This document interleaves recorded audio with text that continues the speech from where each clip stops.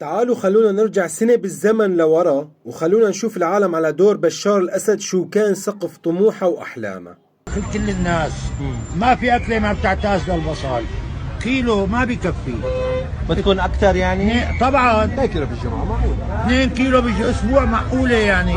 هلا أنا بدي بساوي أكلة لحمة بالصحن وشوية مشويين طار الكيلو، شو بيساوي الكيلو؟ قديش بدك بالأسبوع؟ أقل شي كيلين. كيلين.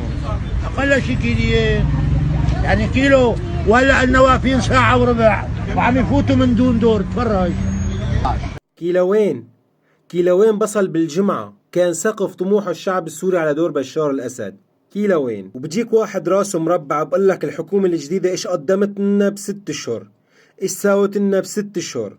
لك انت على دور بشار الأسد كنت بتحسن تفتح تمك؟ لك أكبر نعمة اليوم إنك عم تحسن تحكي وتوصل صوتك وتفش قهرك. ما بدي أعدلك شو عملت الحكومة الجديدة ب6 اشهر، بس من جد انتو ناس ناكرة للمعروف، وإيش من صار فيكن قليل.